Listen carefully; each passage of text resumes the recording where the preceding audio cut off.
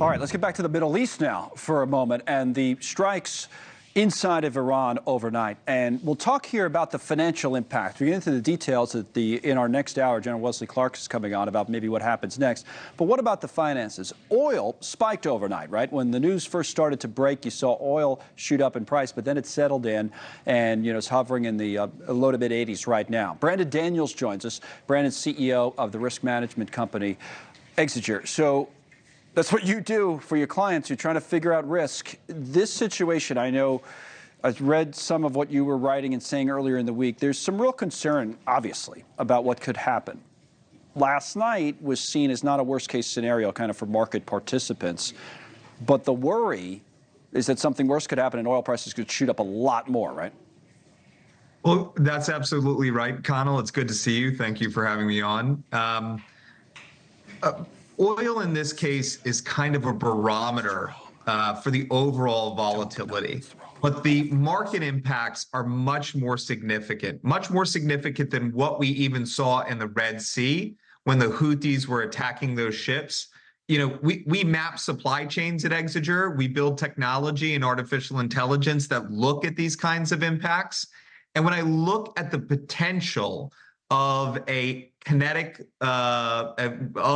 warfare between Israel and Iran, it actually goes to a much bigger sort of section of the Middle East and a lot more products. So it starts to interrupt and starts to become burdensome for some of the surrounding nations like the UAE, who even as of earlier or last month, still had hundreds of thousands of shipments that were coming into their ports and were still significant traders with the global economy.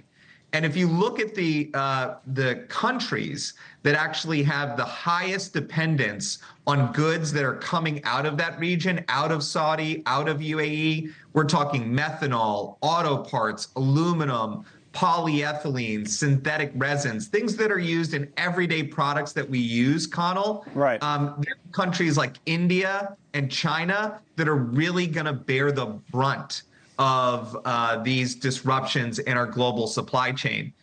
The second thing that's interesting here is that Israel is one of the world's largest exporters of software, and specifically SaaS, so software as a service, cybersecurity software.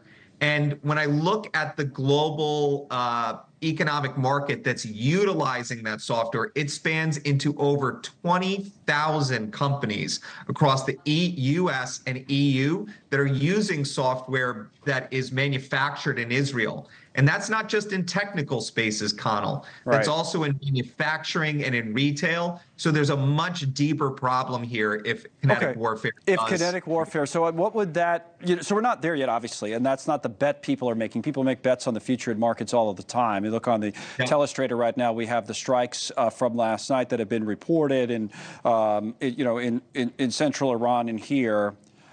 Is the main area that people have been talking about, but also, in Iraq and in Syria. The oil price, which I bring up right here, the spike that we saw overnight in Brent got us up to like $90. That was what that number is right there, $90.66, and then it came well off those highs of the $90 oil. You're talking, and we can look at the stock market too, see at the bottom left of the screen, we can bring it up full right before the close of trading. What do we have? A little over a minute.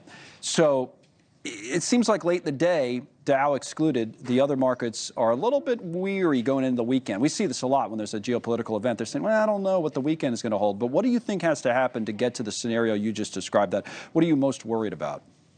The two things I'm most worried about. So right now, Iran has downplayed the strikes that were launched by Israel, which is great for us, because what that means is there's a potential that they're interested in diplomatic measures and not kinetic measures. But the two things that I'm worried about are, one, continued cyber attacks against critical infrastructure in Israel and the U.S. That are launched by Iran. And then two, I'm worried that Iran falls under pressure of their, sort of military and industrial complex, and that this continues to escalate, because it doesn't just hit that small area of the Red Sea, this Right. could spill over into the Strait of Hormuz. So that's a bigger military conflict, but also more cyber. So we'll look for both of those. Brandon, it's always great to have your insights. Thank you very much. I want to get the close of the market on here right at 4 o'clock. We'll see you soon.